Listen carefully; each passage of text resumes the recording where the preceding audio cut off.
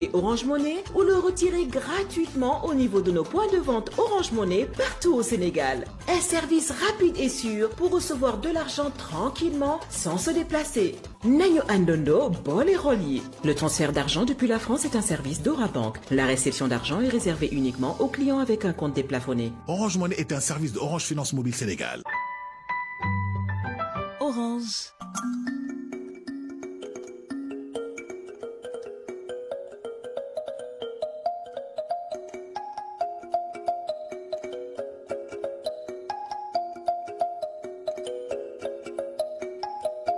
Marie ci RFM.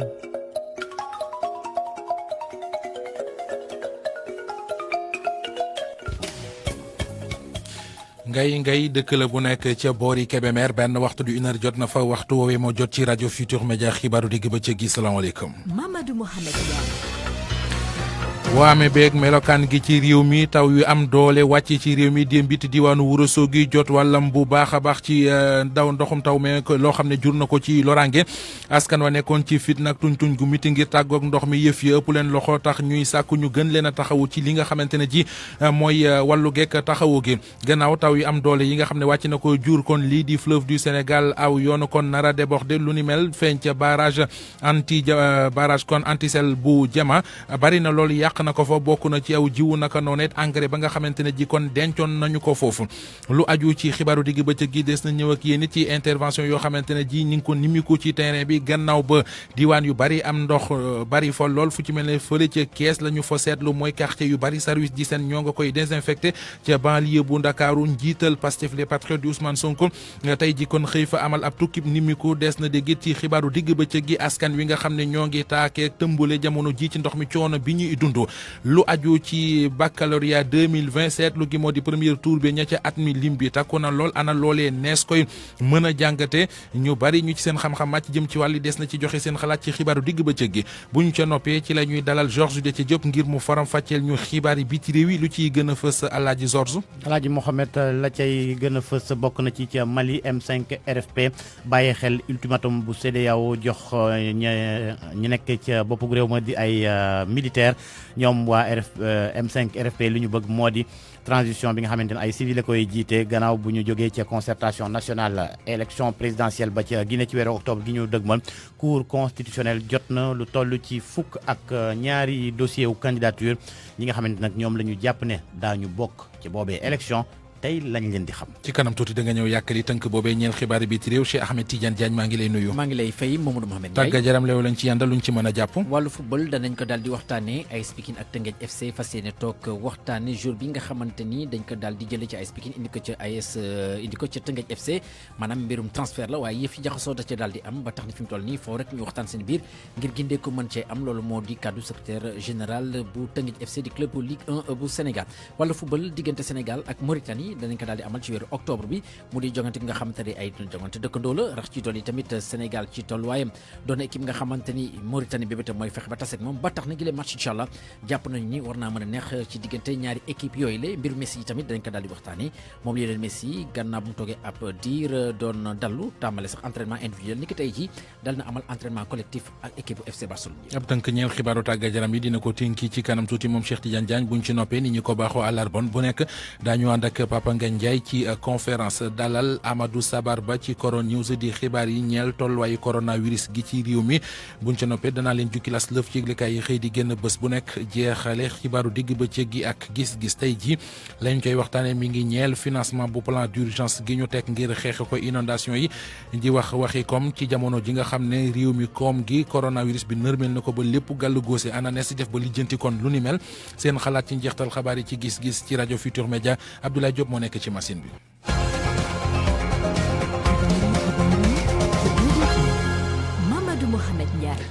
ci kàddu gi mbokk yi nuyu leen rafetlu ànd bi ak rajo Futur Média ni ñu ko junjee ci bopp bi rek la ñuy duggee ak yéen ci yaatal gi dooree xibaaru digg bëccëg yeeg taw yu am doole yu wàccaat ci dëkk bi réew mi jotaat wàllam démb ci guddi fële ci Ourossogui askan wa daanaka am ndox sonal na leen witt lu ne jéem nañu ko ngir fexe nañu tàggoog moom waaye néew nañ ca doole lool Ali Bandel Niang. guddi gi guddoon na lool ni ki démb ci askan wi fare ci dëkku Ourossogui rawatina ñi dëkke ci Mango ak Dar es Salaam taw yu am doole yi fi wadd ndox mi dafa daw wutalu dëkkuwaaya dàqe leen ca néeg ya ndox mi dafa bëri ba jéggi dayoo ba mu waral ci xaaja guddi la ndaw yi génn doole yore pik ak peel doon koon xool ay gas ay brèche ngir ko ndox mi mën a jàll waaye loolee musul antu ndaxte ca bañ koy def beneen taw bu am doole itam ñëwaat wadd ci seen kaw ci jamono yooyee sax la ñu daal di jokkook Mamadou Niang di ab ndaw bu bokk ci quartier bi. alors moom depuis dem ba léegi ñu ngi si jafe-jafe yi métti parce que depuis taw yi bu ñëwee ba léegi kenn amul fu muy jaar tal bi moo ko def à cause de tal bi parce que gars yi daf ñu si yoon ndox fu ñu mën a jàllee taw bi nangu ne kër yi mbënn yëpp kër yëpp dañoo bënn instant yi kenn xamul fu ñu fanaan démb ñi ñëpp si kaw tal bi lañ nekk ba 2 heures du matin alors beneen taw fekk ñu fi mun ñu si dara léegi nag ñu ngi ñaan autorité ñooy jàppale ñu parce que lii sonn nañ instant yi boo déggee si biir kër yi doo am fa fooy doxee fu ñu toggee sax amuñu ko te alors ñu sonn nañ nañ ñëw ñu jàppale ñu kilifa yi wax na leen day ñëw rek gis dem seen yoon deux fois préfet gouverneur ñoo fi dañoo teg seen putal dem seen yoon te ñun soxluñu loolu dañuy soxla ku ñuy jàppale. niki tey ci suba nag ba léegi kër yaa ngi fees dell ak ndox waaye li ñu seetlu moo di administration bi yabal nañu élément sapeur pompier ak benn moto pompe bi pompe ndox mi ci jamono boobee fu soriwul dara benn engin bu jóge ci entreprise chinoise bi doon defar yoon wi nga xam ni askan wi jàpp nañu moo waral inondation yi ñoom it ñu ngi gas ay brèche mboolem sinistré yi nga xamante ne jot nañoo yàqule ba léegi ñu ngay xaar ndimbal maanaam assistance bi war. mu nekkoon seen naataango Ali Bandel ñaa fii ci doonu Matam pour RFM. Ali Bandel bàyyeekoo Matam wutali diwaanu Ndar ak it taw bu am doole beeg dex gi nga xam ne kon dafa sartàggal wutali barrage bu Jama ak li mu yàq foofu bokk na ci ceeb bu bari boo xamante ne ji kon ma nga woon fa seeni borom li ñu ci jublu woon moo di remboursement bor yooyu amee nañu ko yëf yi yàq na ko boole ci kit lu toll ci juróomi téeméer ak juróom fukki tonni engrais yu ñu dencoon foofee ca dëkk bi di Tébi Diguet looleet kon ndox ma yàq na ko ñi nga xamante ne ji ñooy kilifa yu kuréel googu di xamle daal ne jamono ji lépp loo xamante ne ñi ngi koy def jëm ci jàppale ñi loru ci waame gi nañu leen ca boole rawatina li tënku ci plan Orsec Mohamed Nabi Silla. jafe-jafe ju juddu ci taw yi fi amoon mu yokku ci pom boo xam ni dañ ko tijji te mu nekk ci déeg tax jafe-jafe yi yokku ci dëkk yu ci mel ne Débi Tiguet. li nu dal gën a yokk muy parc national des oiseaux de Djoudj bu ñu ko woon mu gën a yokk ndox ma lenn ci sunu remboursement bu ñu dencoon sax ca magasin fa la yàlla dogal na ndox ma bënnal na ko ñu nu signante la woon contrat ñu waroon ko jël si ñoom ñoo ko waroon a jël si mais yàlla dogal na seeni camion yi mënatuñu ñëw ndax taw. ay toni ceeb yu ñu dencoon ngir fay ko bor ak engrais bu nekkoon ci seen magasin yi am yàqu-yàqu bu tax ñu woo njiitu réew mi ngir ñu bàyyi leen xel ci plan Orsec bile. Cheikh Kane moo di président union producteur bu Débi Tiguet. engrais ba nga xamante ni ci lenn ci la nga xamante ni moo fa nekkoon ñu waroon ko def ci deuxième dose ba ndax li ëpp ci première dose ba génn na nu dencoon ko fa pour préparer waat pour 1er octobre jëm la 5 nu mën ci defaat suñu deuxième dose yàlla dogal na taw bi bënnal nag mu yàqu lool léegi nag te comme que yàlla dogal na plan Orsec nga fi président de la république joxe na ci ndigal pour ñu geef suñu woy deewul doole yi ñun tamit kon nu xaaju pour ñu bañ ñoo fàtte ci mbir mi. làqu bu Débi Tiguet def ak dëkk yi ko wër gannaaw bu mu nekkee ci gannaaw parc de Djoudj tax egsi fi jafe lool rawatina jamonoy nawet bi nga xamee ni yoon yu bare dafa dagg. RFM ci Ndar Géej Mohamed Nabi Silla. ci banlieue bu Ndakaaru ñu bari ci askan wi nga xam ne seeni kër ak seeni koñ dañoo taa am na ca ñooñ dañoo joxar bi baaramu tuuma APIX di xam le ne liggéey yi nga xamante ne ji train express régional moo tax ñu ko fay def bokk na ci li leen juraluk waame loolee waa APIX weddi nañu ko nee nañu du maanaam yëf yi gàllewul ci seenu ndodd te it du seeni liggéey mooy li ko sooke bu ñu sukkandikoo ci directeur environnement et de la libération des engins yu projet train express régional bi xam le ne daal lu aju ci assainissement bu tegewul ci yoon ci barab yooyee mooy li indi waame gi mooy li dugal askan wi ci fit nag inondation ñu déglu ko yaat ma jéey lay wuyoo Alaaji Njóogu Jéen moo ko interrogé. inondation yi boo seetee jafe-jafe bi mooy que raay yi dañ ko doon jëfandikoo di fa tuur ndox yi bi nga xamee ni projet bi ñëw na raay yi léegi mënatuñ ko jël di fa tuur ndox yi donc ndox yi ñu fa daan tuur moo des fa nga xamee ni moom moo waroon am réseau d'assainissement te moo fa manqué mais loolu projet TER bi du moom moo mën a def assainissement ci commune yeeg yooyu nga xamee ni ñoom nekkuñu ci biir projet bi kooku projet à part la boo xamee ni ci commune yeneen yi war na am solution d'assainissement yoo xamee ni bokkul sax ak TER bi. mais est-ce que def ngeen études yu war yëpp ay études impact environnemental ak yeneen ngir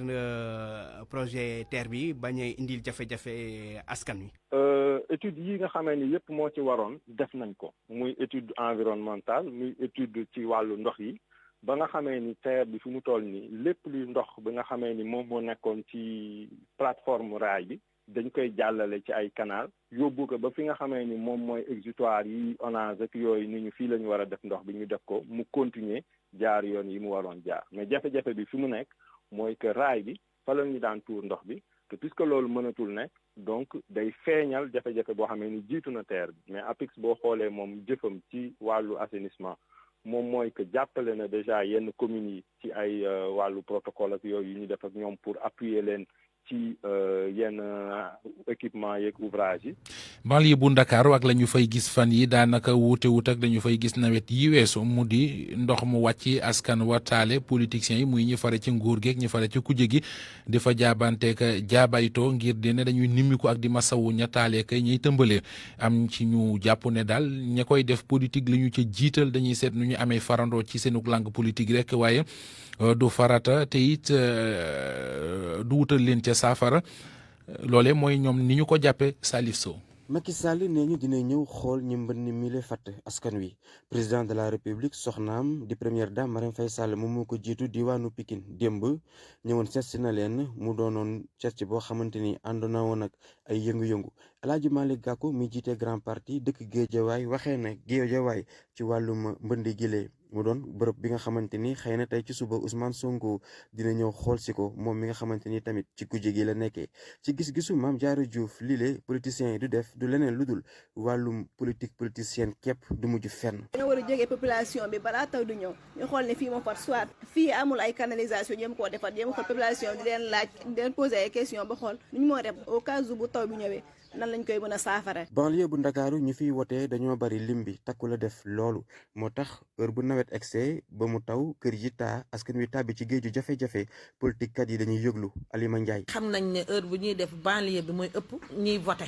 loolu moo tax fu mu toll ñi ñëw di leen seet lépp politique rek la ñu lal pour bu ëllëgee li ñuy xëccoo ñoom ñu am ndam li pouvoir opposition yëpp ñoo ci yam. sa moroomu doomu aadama jafe-jafe bi lee dal ci kawam nga ñëw massawu ko chimère moo gisee noonu ba tax na nee na politiciens yi li ñuy def tamit. gën na rafet tamit ñu bàyyi ba li nga xam ne tamit moom moo dara xewul ñu dem fa moom moo gën a rafet daal waaye bu dara xewee comme lu mel nii munta ñàkk nag ñu dem fa moo gën parce que tamit boo dëkkee ak nit mu nekk ci jafe-jafe te nga nekk benn autorité wala nga nekk koo munti doon nga dem nemmeeku ko yaakaar naa da ngay bokk ak moom li nga xam ne mooy naqar bi muy dund. taw yi di wéy di tàbbi at yi di toppante jafe-jafe yi di nduroo jëfin wi tamit mel ne lu doon benn kepp mbënn mi askan wi fii bés bu ci tàbbee dañuy seetlu ne politique kat yile dañuy ñëw ñu ëpp si ñoom waaye du benn solution maanaam di pexe boo xamante ni da ciy génne askan wi dinañ ko indaale. Salif Sow Guédiawaye ngir rajo Futur Média. Salif ngeen yend ak rajo Futur Média di déglu xibaaru digg bëccëg gi 13h13. pour man RFM mooy rajo bi gaaw ci xibaar yu wóor. RFM xibaar yu wóor te wóor.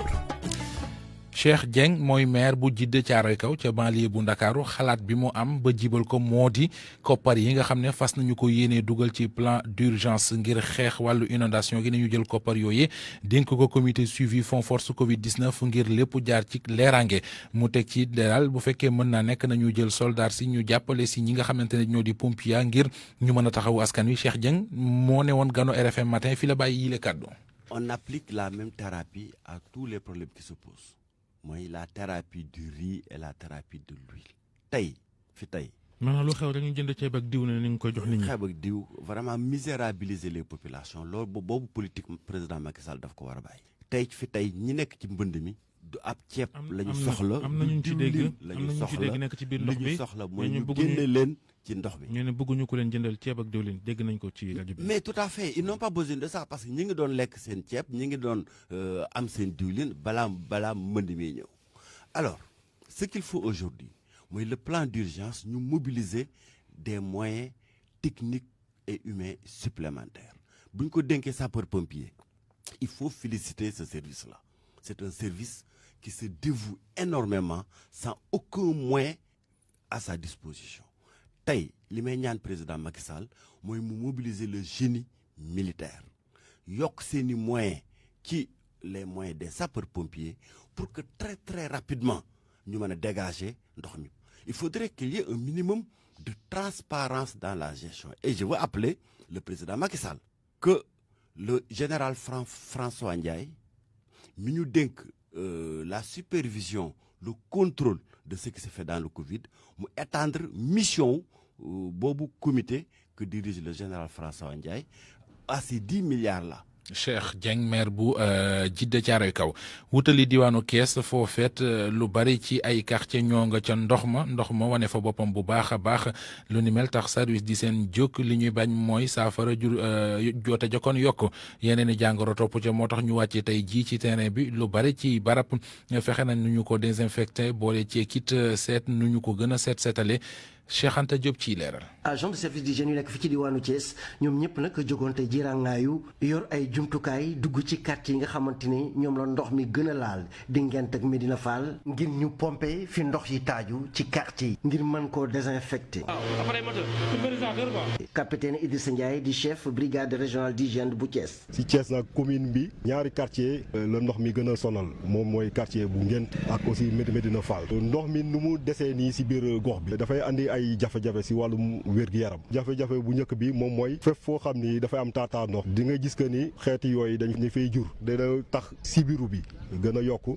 li ñuy wax aussi deng aussi mën ko gis si gox bi ñaareel bi gis nañ ni que am na ñuy dox si biir ndox mi. di ay opération yoo xamante ni jóg nañu ngir amal ko ci diwaanu Thiès capitaine bi ne lu am solo la ci xeex doomu jàngoro yi. feebar yooyu lu tax ñu war ko xeex nii spécialistes yi yëpp wax nañ ko bu jaxasoo ko ak li ñuy wax Covid-19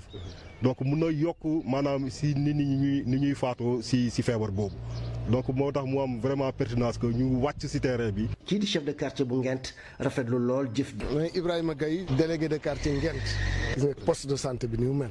ñàng na lool bari na yow mi sax yaa ngi wokkatoo kon boog vraiment su service d'hygiène ñëwee di def lii ñu def lu dul sant leen. am na ay jumtukaay di saaboog lu ñuy raxasoo ay eau de javel yoo xamante ne nag jox nañu ko ñi nga xamante ne seen kër yaa ngi ci ndox mi ngir ñu mën di ko jëfandikoo aaru ci doomu jàngoro yi RFM Thiès Cheikh Anta Diop. Cheikh Anta ñu dellu si Dakar askan wa yeewoo fële ca station Badalo ca Dalifort nee nañu fa nga xam ne fa la ñu nekk nañu fa jóge gën ko yàgg suba ci alxames ji ñoom nag nee nañu daal noppeeguñu ngir jóge foofe bëgg nañu ñu àppal leen beneen àpp ngir mën leen a may ñu waajal ndax mun ñoo jékki-jékki rek jug fa yëf yi da leen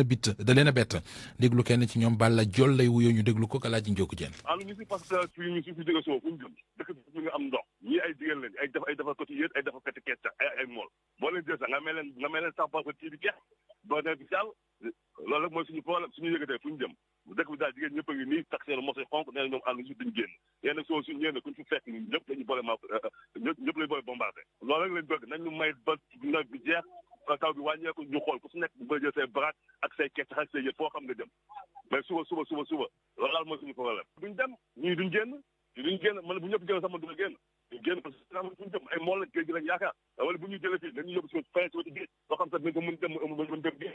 géej gi yaatu na mais maire dara foofu maa ngi ko dégg maire dara foofu muy kaas ay problème oto muy poussière seen émission boobu FM seen émission vendredi bi ñu mal def naan oto bi day poussière dali foofu mais fii ñu waxuñu oto ñu amuñu oto amuñu saret ñu problème lekk ak naan lañ am fii di duñ dem gars yi duñ génn may la ba après ñu xool ñu def suñu bagage yi parce que xam nga ñi fi nekk kenn jàngu si moo tax ñëw fii ñu fi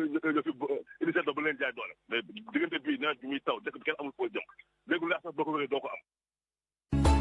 pour man RFM mooy rajo bi gaaw ci xibaar yu wóor. RFM xibaar yu wóor te wóor. waxtaane wàllu njàng meeg njàngale mi ak examen baccalauréat yu ren yi fukki candidat ak juróom yu fële ca centre Malick Guiri Guèye bu Caajaay dañoo bindoon seeni tur affiché ko ne am nañu bac ginnaaw bi ñu jot beneen message ci seeni téléphone bu leen wan ne amuñu bac mu di lool lënt na xelu waajuru ndongo yi ba noppi nag bëgg nañu ci ay leeral responsable centre di xamle ne njuumte la ñu defoon ca la ñu affiché Abdourahmane Diallo. fukk ak juróomi élèves yooyu noonu benn fan rek la ñu daal di am ngir bànneexu li ñu waxee ni dañu am deuxième tour ndax ginnaaw ga jot nañu benn SMS bu leen xamal ni bokkuñu ci ñu am ci premier tour la ñu échoué seeni waajur di ñaawlu li ni mel. dañoo proclamer les résultats élèves yi dem xooli seen tur yi fekk ñu affiché fa ay liste ci jury Malick Gueye léegi bi ñu affiché liste yi xale yi xool seen tur gis que ne seen tur yaa ngi foofu ci liste bi nga xamante ne moo nekkoon liste admissible yi mooy c'est-à-dire liste bi nga xamante ne élèves yi war a def deuxième tour fa lañ nekk léegi ba ñu ñibbee woo seen parents yi informer leen que ne dañoo admissible ñu toog ba pendant dans la nuit ñu envoyé leen ay SMS disant que dañ leen a ajourné mu nekk une chose qui était un peu contradictoire parce que mënoo dem gis sa tur ñu envoyé le message ne la dañ la ajourné léegi fekk informé nañ seen parents yëpp ñu dem le lendemain jëli seen relevé de notes puisque dañ leen waxoon à 10 heures ngeen ñëw jël ko ñu dem ñu ne leen yéen daal bokkoo leen ci dañoo defoon erreur et tout waaw léegi nag loolu mooy suñu problème ñu bëgg a leerlu ba xam affaire bi nu mu demee. ñu jiite centre Malick Guéri Guèye bu Thiadiaye di joxe seeni version ñuy xamle ni erreur bi lenn rekk la mooy bi ñu doon affiché liste yi liste ñi nga xam ni amuñu dañu juum def ko ci tableau ci liste ñi nga xam ni ñoom ñoo am deuxième tour waaye amuñu benn problème ak seeni logiciel te tamit fukk ak juróom élèves yooyu nga xam ni ci jury 1220 la ñu bokk amuñu teewul fukk ak juróomi ndongo yi nekkee ci Thiadiaye ak seeni wéyjur di xaarandi rek ban dogal la kilifa yi yor jàng bi di mujjee jël ci mbir moomu RFM Mbour Abdourahmane Diallo. Abdourahmane examen baccalauréat ren ji la ñu ci seetlu moo di bari na ay candidat yooyu am nañu bac ci premier tour bi mu di lool mbir la moom ñi séq njàng meek njàngale mi ñoo ngi koy waxtaane lenn ci syndicat yu jabootee jàngalekat gis ne nguur gi moo defi pexe ak i mathématique rek ngir bëgg limub candidat yi jàll bari waaye la ñu ca wax demewul noone mu di lool ministère éducation dàq nañu ko te it di ko ñaawul sax teg ci société civile gi ci réew mi it joxe ci seen xalaat Koumba Sandiane Faye. numéro 87 235 Cornelia Manuela Diédhiou mention assez bien. Numéro 87 366 El Hadj Saloum Fall mention assez bien.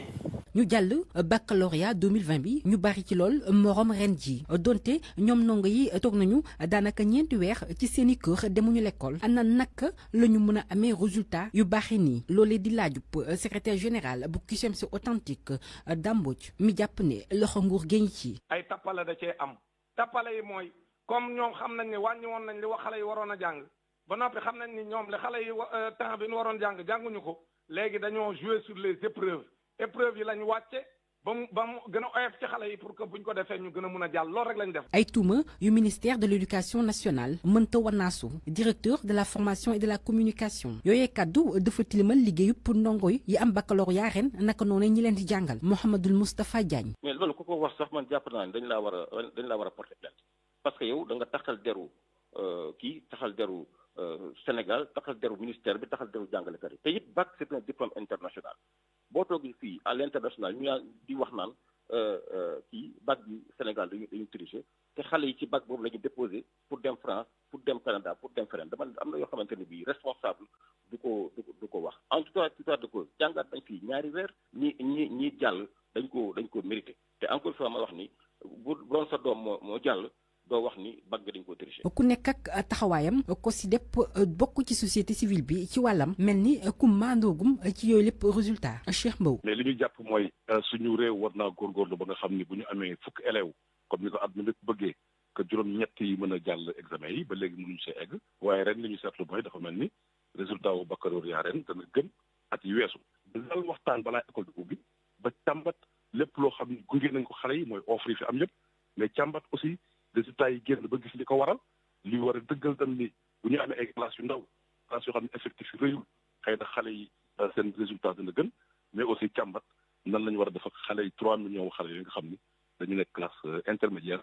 te mu bëri si ñoom ñoo xam ni bu déwénee incha allah war nañ def. épreuve yi dafa yomboon ndaxam dafa teel ñu aardoo ni mel bu ñu xamee ni ñu admissible ci second tour xamaguñu fi ñu féetee lu mu ci mën a doon waxtu yi di ñëw dinañu gën a leeral ci pourcentage bi dëggu te mujj ci résultat ren yi baccalauréat 2020. Koumba Sandiane Faye ginnaaw njàng meek njàngale mi ñu waxtaanee wàllu pàcc mi ak wopp yu coronavirus ji tey ji bilan bi nga xam ne kon bàyyeekoo na ci ministère de la santé ak action sociale ñeel tolluwaayu coronavirus gi ci 24 heures yi ñu génn la ñu ca nemmeeku mooy juróom fukki doomi aadama ak juróom-ñett yu corona loolee mi ngi génnee ci test yooyu def nañu ko ci junni doomi aadama ak ñetti téeméer ak fukk ak juróom-ñaar ci cas yooyee ñu am fanweeri ak juróom-benn yee ay cas contact la ñu am na benn benn cas importé boo xamante ne ji nee nañu boromam aéroport Blaise Diagne kon fa la jaar ñu ni mi ko it ñaar fukki cas communautaire ak benn am na kenn it ko ñàkk na bakkanam ci coronavirus gi loolee indi limub ñi faatu ci mbas mi bi mu duggee ci Sénégal ak léegi ci ñetti téeméer yu manqué juróom-ñaar maanaam 293 décès loolee kon mooy li nga xamante ne ji nemmeeku nañu ko ci. ñu seetlu it ne ba tey ci wàllu wér-gu-yaram coronavirus gi ak wér-gu-yaram gi ci xale yi organisation mondiale de la santé di kuréel gi jaboote wàllu wér-gu-yaram ci àdduna bi yëpp mi ngi yëkkati kàddoom ci communiqué boo xam ne def nañu ko sàkku nañu ci ñu góorgóorlu ba coronavirus gi bañ a yàq dara ci jéego yi nga xam ne def nañu ko ngir lu ñoŋal wér-gu-yaramu gune yi fii ci Sénégal ñi yëngu ci pajum gone di pédiatrie ñoom li ñu bëgg mooy fexe ba askan wi bañ a teggi seen tànk nañu daan def di jël seen doom yi di leen yóbbu ñuy faju ji di toppit seen programme vaccination nañu fexe ba góorgóorlu ci état bi fekk si leen ci Awa Mbaye ciy leeral. avancement bi Sénégal am ci wàllum wér-gi-yaramu tuut tànk yi ndéem sax ñu ngi ci jamonoy mbas loole war nañu ko gën a saxal dëggal ko bu ñu sukkandikoo ci seetlu ko professeur Mamadou Ba di pédiatre pneumologue di conseiller njiitu réew mi ci wàllum wér-gi-yaram. li nga xam ne jot nañ ko am comme ay acquis ci système de santé bi nga xam ne moo tax léegi mortalité infanto-juvénile bi wàññeeku mortalité maternelle bi wàññeeku donc loolu acquis bu am importance la loolu grâce à un système de santé fort ak programme élargi de vaccination bu ëpp moo tax ñu am loolu. Société sénégalaise de pédiatrie moom ca ndorteelu mbas ma la gisoon ne njeexital yi mën naa egsi ba ci ñàkk yi ba tax sax mu ñaaxoon ci askan wi bu ñu sukkandikoo ci cadre secrétaire général bi di docteur Jean-Baptiste Diouf. ñëpp xam nañ ne ñàkk vraiment arme la bi nga xamante moom moo taxoon feebar yu bëri yi nga xam dañ doon faat xale yi dañ doon loo xale yi kenn gisatu leen woon demoon nañ ba daanaka ba disparaître léegi nag le fait ñu toog ci période mbas bi indiwuñ xale yi ñàkku loolu mun na tax weer yi ñëw wala at yi di ñëw ñu gisaat feebar yooyu noonu nga xamante ni daanaka demoon nañ ba disparaître loolu nag wax dëgg yàlla teeloon nañ ko gis teeloon nañ ko sentir moo taxoon ci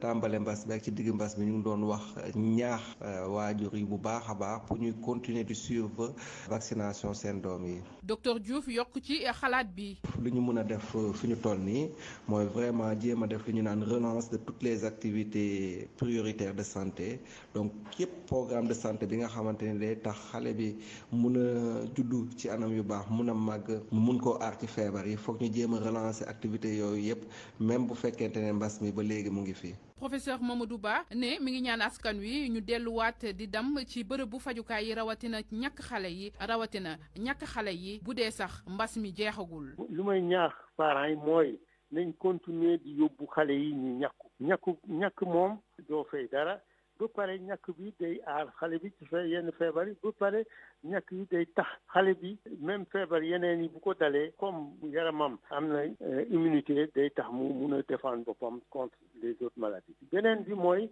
nañu continuer di yóbbu xale yi buñ leen feebaree ñu yóbbu leen ci hôpitaux yi wala yóbbu leen ci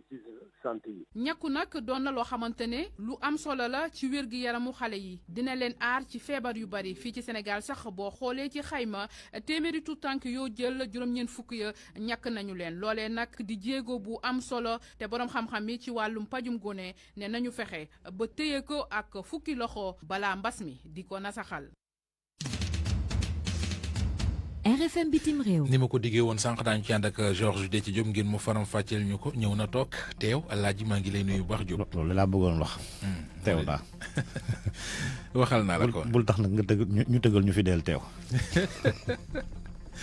Georges ñu dooree réew Mali kuréel gii di M5 RFP ñoom joxe nañ wax nañu li ñu xalaat daal ci ultimatum bi leen CEDEAO jox. CEDEAO da leen joxoon ab ñoom waa junte ba maanaam militaire ya nekk ci boppu réew ma gannaaw coup d'état ba jox leen ab fukki fan ak juróom ci weeru septembre gii nii ngir ñu jox transition ba ay civil président civil premier ministre civil ñi nga xamante nag ñoo di kilifa yi M5 RFP ne loolee daal bàyyee nañ ko bu baax xel ndax embargo bi am na jafe-jafe yi nga xamante ne mu ngi koy jural Mali te bu ñu wéyee dana dem sax ba militaire ya am jafe-jafe ak ñi nga xamante ne ñoo di askan waa Mohamed Salia Touré bokk ci comité stratégique bu M5 RFP jokkoon nañu ak moom ca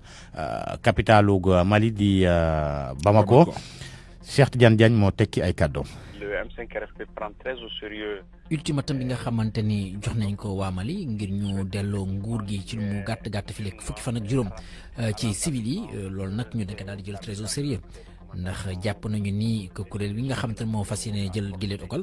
bu dalee suñu kaw du baax ndax xam ngeen ni jamono gi Mali dafa daal di fragile trop tax na amuñu beneen problème nga xamante ne war naa mën a yokk suñu kaw. léegi nag lu woote woon moo di xaalis ñàkk na fi ci lu jëm ci li nga xamante ni moo di yenn ay mbir yu ñu war a mën a lijjanti daanaka xaalis mënatu ko lijjanti ndax keesu état bi jàpp nañu ni vide na leneen li nga xamante ni daal mën nañ ko ci wax itam moo di foo rek ñu taxuñu te bu fekkante ne ni kuréel gi la ñu bëgg mooy ñu daal di installer maanaam un président civil ak un premier ministre civil nañ ko def ndax mooy li gën si ñun waa Mali lu ko mooy yaakaar naa ni daal loolu danañu sonal trop ndax jamono gi may wax ak yéen Mali amatul genn kàttan amatul benn doole ngir mën a sóobuwaat ci beneen mbir looloo tax nag ñun nga xam ne ñu di waa M5 dañoo daal di jël très au sérieux maanaam menaces yooyu nga xamante ni daal lii di chef d'état yi nekk ci Union africaine jël nañ ko ngir ñu delloo nguur gi li nga xamante ni daal ñoom ñoo di civil yi léegi nag amuñu pexe yaakaar naa ne daal si waxtaan yi nga xamante ni daal sumb nañ ko ni ki ëllëg buñ ca waxtaanee gindee ko dana am ngir bu ko daa defee ñu daal di respecté dogal yi nga xamante ni daal kuréel kooku jël na ko ngir ñu jël nguur gi teg ko ci loxo ay nit ñi nga xamante ne ay civil lañu militaires yi daal di dellu ci caserne bi bu ko daa def ñu am un président civil daal di am un premier ministre civil de transition bu fi lekk ci kanam incha allah ñàkkul ni dañuy amal ay élections ngir daal di waat delluwaat ci régime démocratique fii nii ci Mali. le souhaite la CEDEAO pour le pays bien sûr il faut le faire pour le pays. mi ngi noonu ñu dem fële ca Guinée dépôt yu candidature ngir présidentielle yi nee nañu jeex na démb ci minuit. fukki candidat ak ñaar ñoo déposé seeni dossier ci kanamu cour constitutionnel fukki góor ak ñaari jigéen liste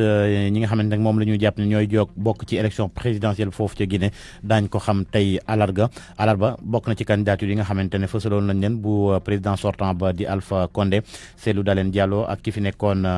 bâtonnier nekkoon itam ministre di Abdoul Kabele Camara am na keneen itam mu di Abdoulaye Abbé Sylla ñaareelu yoon nag lay fas yéene bokk ci élection présidentielle foofu ca Guinée bu fekkee ni cour constitutionnelle nangu na candidature am Mamadou Sylla di njiital opposition ba nekk ci assemblée nationale ba moom neewoon na day bokk ci élection boobu waaye ci mujjanteel ka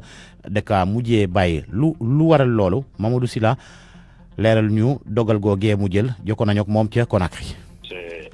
Fichier qui n'est pas encore disponible à la CENI. am na ci ay fichiers yu bëri yoo xamante ni ba léegi disponible ca CENI te booy xool diggante élection législative yi ak référendaire yi am na ci ay problèmes yu bëri yoo xamante ni nemmeeku nañ ko ci fichier yi te loolu nag am na ci sax ay nit yoo xamante ni ñàkk nañ ci seen bakkan te ba fi mu may wax ak yéen nii fichier yooyu disponible gul dëgg la am na ñu ñàkk seen bakkan am na sax ñoo xamante ni ñoom caabi da leen a féete ginnaaw gis nañ sax que ni ñi nga xam ne ñoom ñoo di sage yi ñoom it kenn épargné wu leen ne gis nañ fi ay descente yoo xamante ni nemmeeku nañ ko sax ba ci seen i biir kër ñu leen di bund xatal loolu moom moo tax sax am na ci yenn ci ay sage yoo xamante ni dañuy dajaloo ngir di amal ay réunion déedéet loolu kay fi mu nekk nii moom mënaguma kaa xalaat il faut que ma toog xoolaat saytuwaat balaa may jox sama voix keneen ne loolu su ma tëbee tëb rek def ko dafay mel ni ay wax-waxeet lay indi. Sinon je serais pas cohérent de moi-même mon démarche. ñu waxtaanee inondation mu di waame ga am ci réewum Niger ak la mu fa yàq ñu bari doomi aadama yu bari ñàkk nañ seen bakkan. juróom fukki nit ak juróom-ñaar ñoo ca ñàkk seen i bakkan ñi nga xamante ne nag dañoo lorule ci mbënn moomee ñu ngi toll ci 300,000 ci ay nit ay dégâts matériels yu bari itam nemeeku nañ ko foofu ca Niger ay junniy kër ndox ma yàq leen ci fi mu egg nag boobee mbënn ñu ne ci 41 départements yi la. ak téeméer ak ñetti communes yi ak juróomi téeméer ak ñetti fukk ak juróom-ñaari village ak i quartier loolu daal inondation yi def foofu ca biir réew ma loolu ki nga xam ne moo di ministre de l'action humanitaire et de la gestion des catastrophes foofu ca Niger jeexale kook Afghanistan convoi bu vice président bu dëkk ba moom daal la ñu songoon defu ko nag ab bombe tey ci suba juróom benn nit ñàkk ci seen i bakkan fukk ak ñaar jële ci ay gaañu ab kamikaze moo explosé loo boppam ci wetu convoi ba jamono jooju nag vice président ba da doon dem ca bureau moom Amroullah Saleh mucc na ca waaye jëlee na ci ay gaañu ci loxo ak ci kanam. ma ngoog yàlla du bind wala ci xar kanam. ci kanam gi. waaw jeex na ko. yàlla du bind ci fukk rey ci juróom-ñeent ngi noonu jërëjëf Georges. RFM Sport.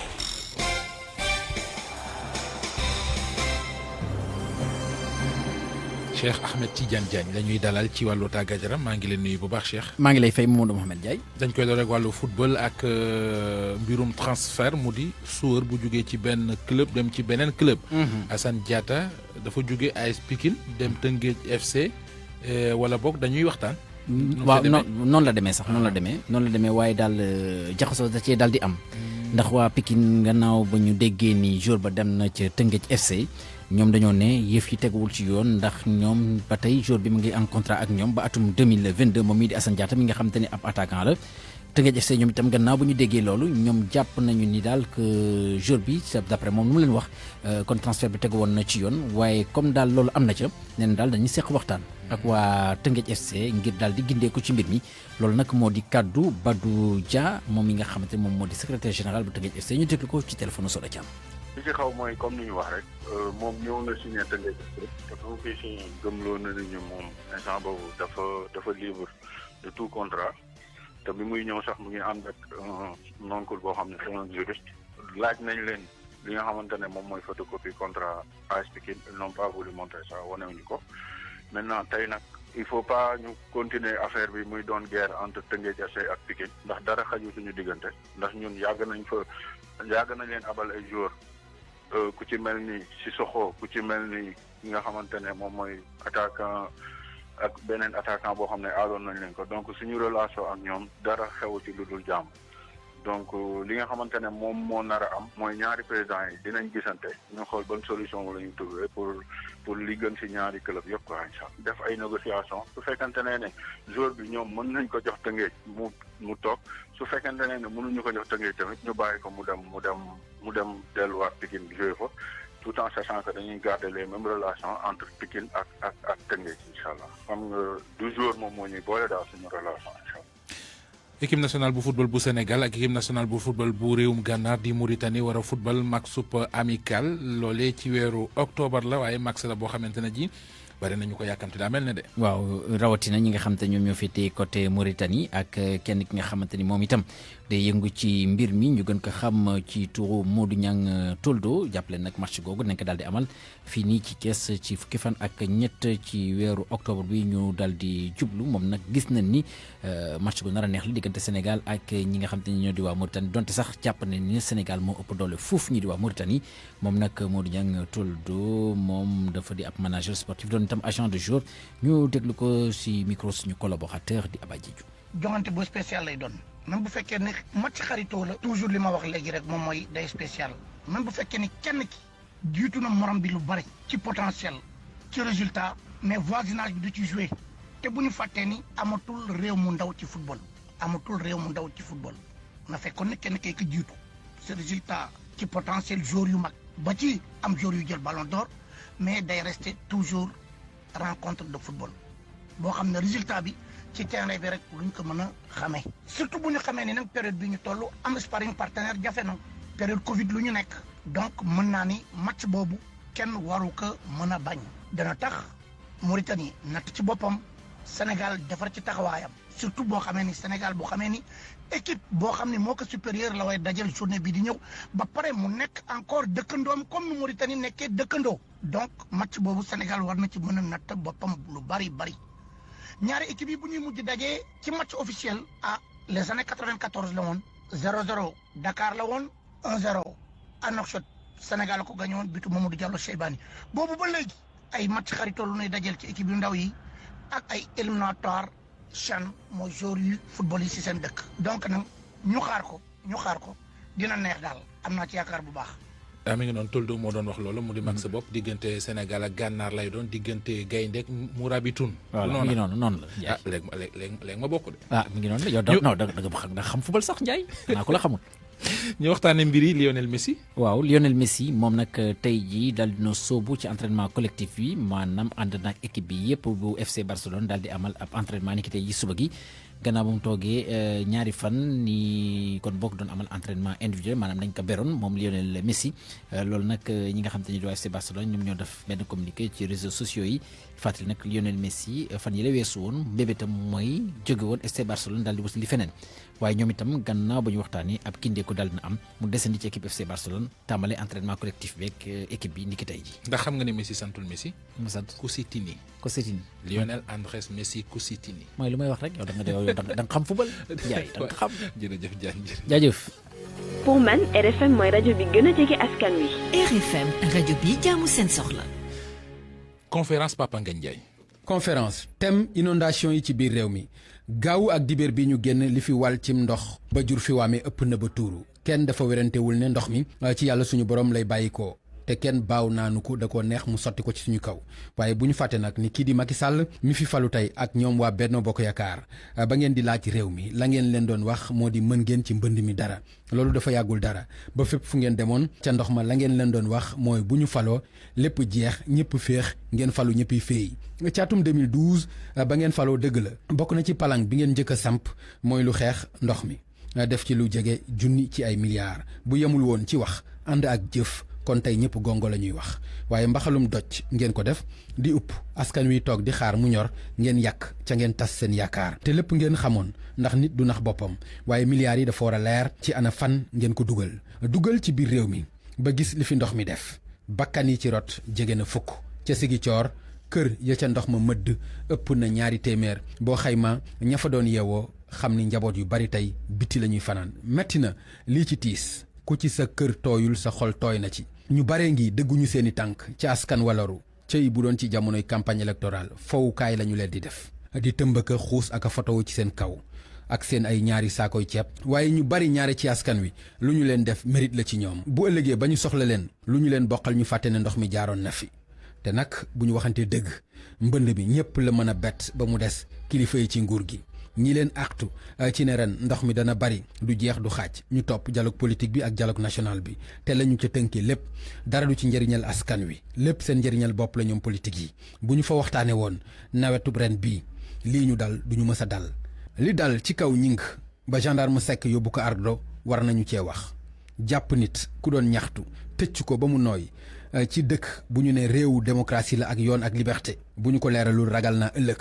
ñu tàbbi ci ndumbelaan wasalaam ba beneen conférence. altine àllarba ak jàmm Papa Ngagne ñu àndaat ak yow ci beneen conférence ànd léegi ak ASB Amadou Sabar ba ci Coro News. laboratoire bi di AstraZeneca di xam ne dina dakkandi li nga xam ne mooy essai yi mu doon def ci benn vaccin ngir xeex jàngoro bi di coronavirus dogal boobu mi ngi ko jël ginnaaw bi mu nemmeekoo ak feebar boo xam ne ci benn patient boo xam ne dafa bokkoon ci yooyu les tests mu ciy teg ne suspension boobu dina tax rek ñu amal ay examen ci données yi nga xam ne moom lañ doon liggéeyee te loolee ñu fas yéene koo dénk benn comité indépendant AstraZeneca di xam ne dina def ay jéego rek ngir yooyu les examen mën a bar ba mën a continuer li nga xam ne mooy liggéeyam commission européenne di xam ne def na benn xaatim ak alliance germano-américaine bi BioNTech Pfizer ngir mu mën a am lu tolloog 200 millions doses de vaccin yoo xam ne day xeex jàngoro bi di coronavirus boobule accord mooy juróom-benneel boo xam ne Union européenne am na ko dañuy desandi ci Europe li nga xam ne mooy ay rassemblement yu ëpp juróom-benn nit dañ koy tere ca Angleterre te loolee dinañ ko fas yéene door ci altine bi ñu jëm bi la dogal nag gouvernement bu Angleterre moo ko jël ngir xeex lépp li nga xam ne mooy jàngoro bi di coronavirus gannaaw ba ñu nemmeekoo ne sonal na ñi nga xam ne ñooy ndaw yi mu ciy teg ne ñi nga xam ne fas yéene ñoo sàmmoog yooyu la dogal dinañ teg ay daan ci seen kaw lu tolloog 100 livres sterling maanaam 100 euros waaye boobu la dogal du ñëpp la concerné rawatina ñi nekk ci école yi ci bërëbu liggéeyukaay yi mariage yi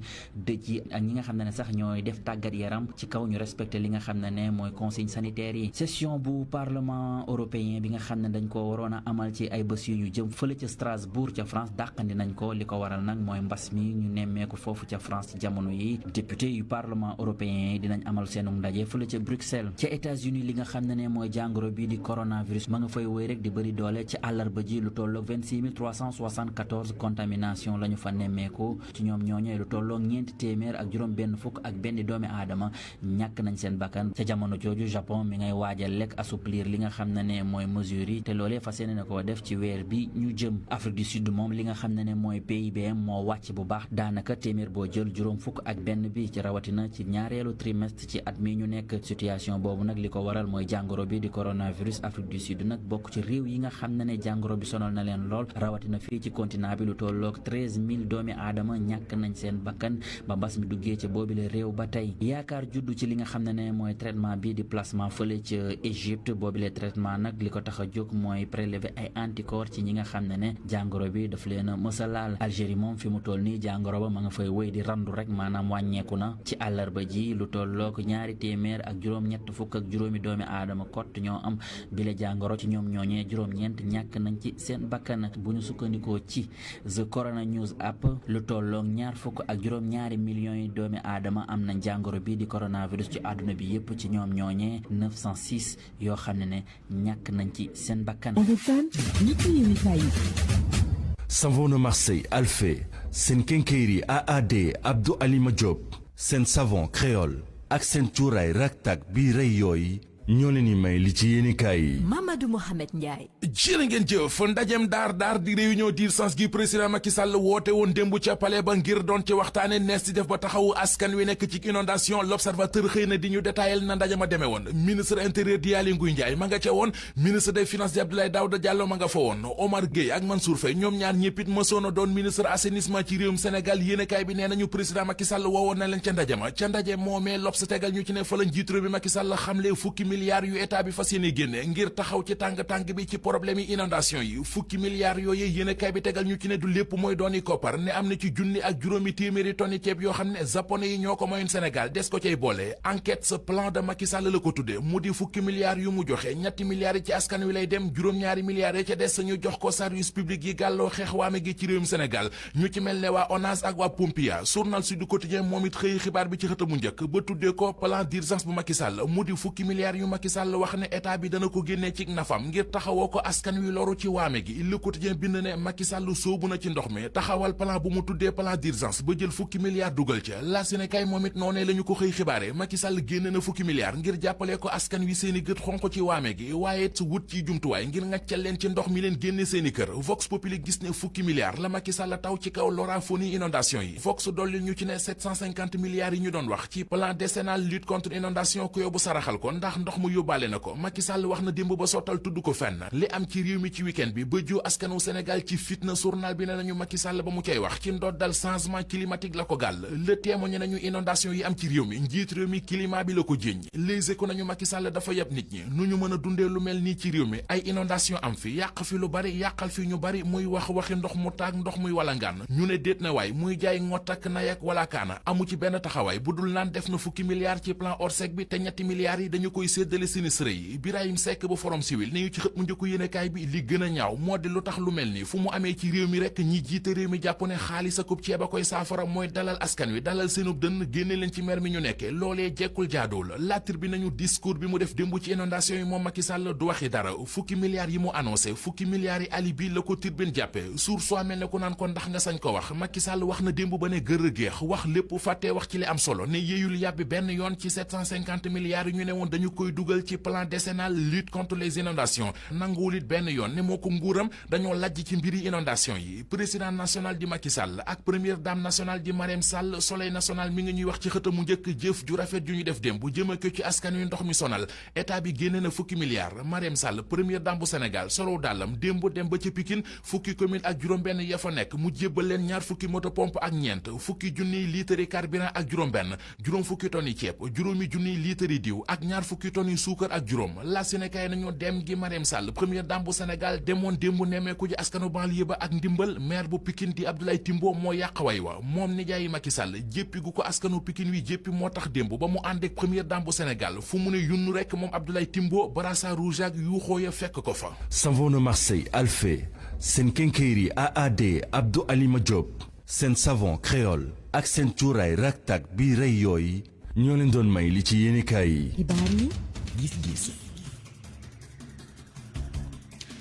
ponk bu mujj bi ci xibaaru digg bëccëg gi yegg nañu ci moo di gis-gis tey jii li ñu ciy waxtaane mi ngi jëm ci financement bu plan d'urgence contre les inondations plan boobu dañ koo teg ngir lijjanti ci tàng-tàng bi li nga xam ne moo di waame gi ak fitna ji mu ju ci askan wi mu laaji koppar yooyu ñu war koo génnee ci jamono ji nga xam ne koomu Sénégal bari na lu ci gàll góose li fi jaar di coronavirus gi bokk na ci li ci indi ay jafe-jafe nees war a lijjantee loolee moom la ñuy waxtaane ak yéen ak ci gis-gis ci rajo Futur Média war a ànd ci waxtaan wi ak docteur Thierno Thioune docteur maa ngi lay nuyu. jërëjëf Mohamed maa ngi lay fay. économiste nga yaay directeur des études du centre de recherche et de formation pour le développement économique et social war a ànd ci waxtaan wi ak Habib Ndao sëñ Habib maa ngi lay nuyu. maa ngi lay fay. expert financier nga secrétaire exécutif bu l'observatoire de la qualité des services financiers balma Habib Ndao ma dooree waxtaan ak docteur Thierno Thioune laaj bi docteur moo di gis nañu ne coronavirus mu di Covid 19 bi jaar na fi lu bari ci koom gi mu indi ci ay tolof inondation yi ñëw ñu wax ci plan d'urgence boo xamante ne ji dana ni ko président waxee danañ ci dugal fukki milliards mu mel ne dañoo fekk fuy koppar ñàkk ñu war fa bëgg dugali koppar ci sa gis-gis ndax dana yombal lijjanti. donc leer na nañ laaj bi dina may nuyu sinistré yi nekk ci ndox mi. li ñu ko laajee daal leer nañ xam nga Sénégal dafa nekk dëkk boo xam ni moom du moom rek am taxawaay bi. tey jii président wax na ko ci ay kàddoom c'est vrai que nee nañ changement climatique la waaye Sénégal dafa tënku nag ci cadre li ñu naan pacte de convergence et de stabilité yoo xam ne mooy tax ba ci wàllu finance publique yooyu dafa am ay normes yoo xam ne dafa ko war a respecter da nga wax ko mu leer tey jii dafa am ay niveau yoo xam ne Sénégal atteindre na ko def ci ko ci wàllu xeex Covid 19 bi nga xam ni lu toll ci 1000 milliards xayma woon nañ ko ci pour def ko jàppale ko entreprise ak ménage yi. tey nag beneen ali kale daal di ñuy dab muy inondation xam nga nag li ma ci jungal rek mooy ñaar xam nga dafa am ñaari yëf yu ma ci seetlu bi si njëkk mooy dañuy am problème lool nag bu urgence yi lu jug rek ñu ne urgence exception la war a doon waru doon règle. mais bu baree rek day daal di indi ay gëllëgoose bi si topp nag mooy def naa discipline budgétaire nag suñu état yu mel ne ñun dañ koo xaw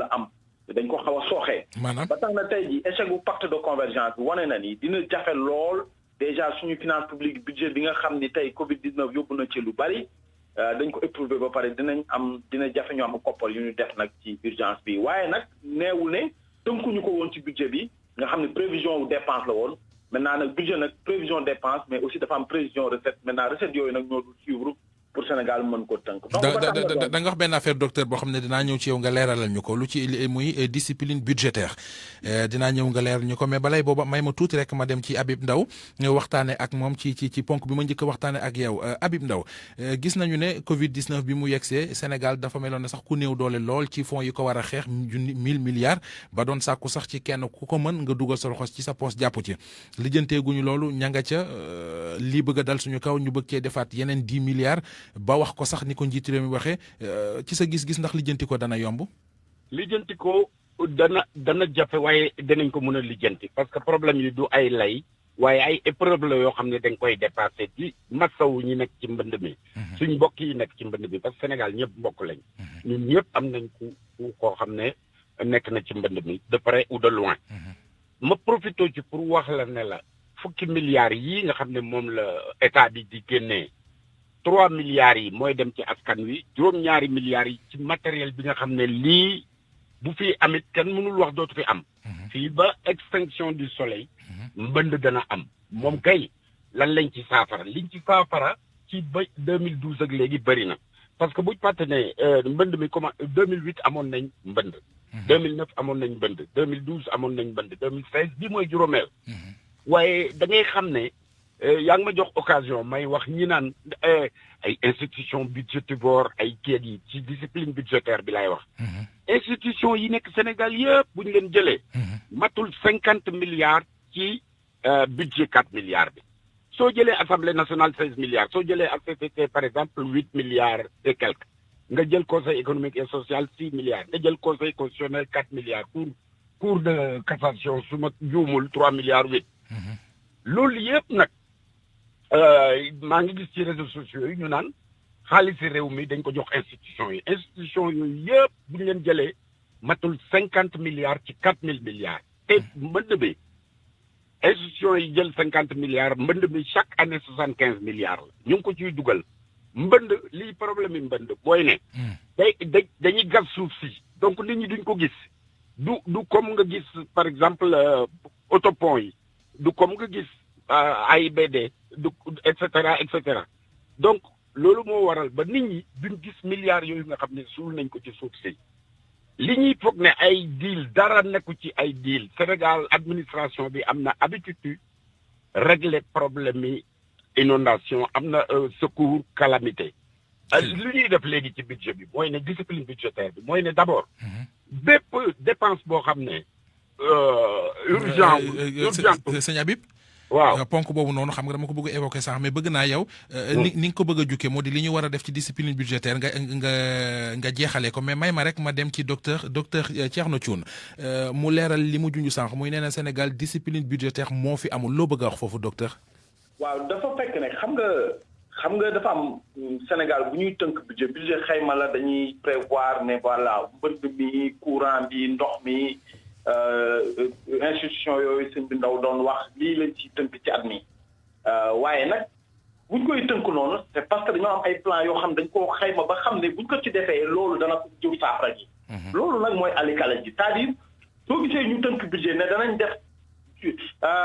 juróom-ñaar fukk ak juróomi milliards ci wàllu inondation experts yi dañoo xayma ne buñ ko ci defee inondation bu taweteeg ndox mi du taxaw xam nga sëñ bi ndaw nee na duñu gis buñ ci defee xaalis bi du mel ni comme ay di beeg yooyu waaye nag am na lu mu waxul mooy buñ ko defee waruñu woon gis ndox muy taa wala ndox muy stagné loolu tamit am na solo ñu fàttali ko te ma wax ne donc discipline budgétaire rek mooy wax dëgg sax nañ yàlla Sénégalais yi dañoo soxla bis bu ñu dajalee seen i koppar parce que budget boobu ñuy dajale Sénégalais yi yëpp ku nekk da ngay jël si sa gafa yow moomu Mouhamed di liggéey ñu lay dagg si sa salaire man mii ak ndaw moomu ñu boole ko tënk ko nag jox ko nguur ne ko doxalal dimbali ñu ci suñu wàllu faj ci suñu wàllu dem ak dikk ci suñu wàllu sécurité ak suñu wàllu maanaam inondation gestion yooyu nga ñoŋalal ñu ko waaye nag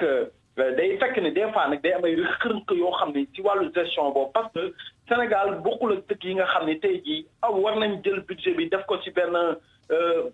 contrôle boo xam ni même contrôle constitutionnel nga xam ne experts ñoo koy suivre nga xam ne lépp lu ñu xayma rek tënk ko dinañ xool wax dëgg la ndax efficacité bi bañ ko ca defee jur na lañ tënk sinon rek éternel recommencement la ñuy def teg ci aussi lépp urgence lañ koy bëgg a def lu taxaw rek ne xaar ñu def plan d'urgence alors que am na loo xam ne xayma woon nañ ko tënk nañ ko depuis 5 ans 10 ans ne lii buñ ko defee ay la yoon lii dootuñu ko dindi loolu nag moom moo xaw a jafe te foofu rek lañ ko war a jooyanti waaye nag bu ñu xeeb gis nga institution boo ci defee 50 milliards da ngay xool institution boobu 50 milliards yooyu lan lay jur ak lan lay indi boo koy comparé ak 75 milliards yi ngay def inondation nga xam boo xoolee askan yépp koy dund foofu nag la njàngan bi toll est-ce que 75 milliards yooyu def ci inondation boo xam fukki million mu Sénégalais ak juróom-benn ñoo koy bokk ak juróom fukki milliards yoo xam ni daanaka ab poignée moins de 10 000 ou 100 000 fonctionnaires ñoo koy bokk foofu nag la xayma mi toll def naa bu ñuy def ay jàngat nañ dem ba ci xóotal ba ca biir pour njëriñu maanaam di demee par priorité daal ci njàngat li jërëjëf maa ngi lay gërëm bu baax a baax docteur Thierno Thioune Habib Ndaw sëñ Habib Ndaw waaw maa ngi lay dégg ma jeexale ak yow yaa ngi ci ponk doon leeral ni ñu war a doxalee discipline budgétaire bi ma dagg la bëgg naa nga leeral foofu mais dama bëggoon d'abord allez-y waaw léegi xam nga Sénégal bi ñu renouveler seen confiance régime bi fi nekk dañu ne institution budgétivore yi nangam président xayma xool ne primature rek 48 milliards la woon mu supprimer ko donc 48 milliards yooyu liñ ko supprimer dafa am feneen fu ñu koy affecté institution yi ma wax démocratie dafa am coût parce que dama déparé assemblée nationale ba conseil constitutionnel cour de cassation yëpp laa la wax institution république yëpp rombul 50 milliards léegi discipline budgétaire foofu la njëkk a commencé parce que su fekkee da ngay ordre te jotuloo di booti gamb kenn du xam da ngay wàññi gamb yi nga am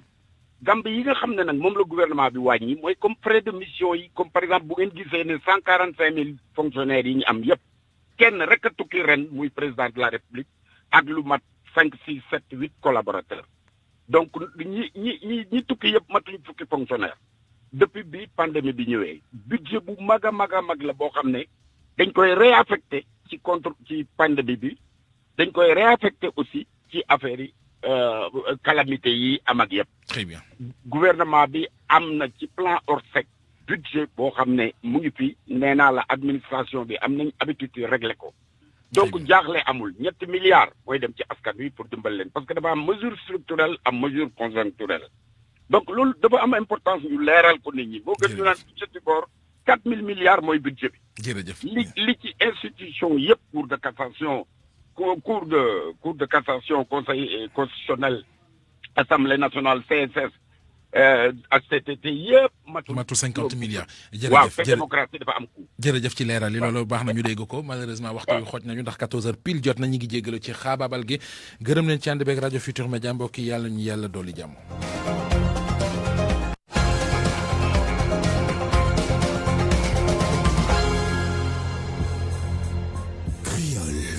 Savon de Marseille 100% naturel possède un pouvoir nettoyant exceptionnel.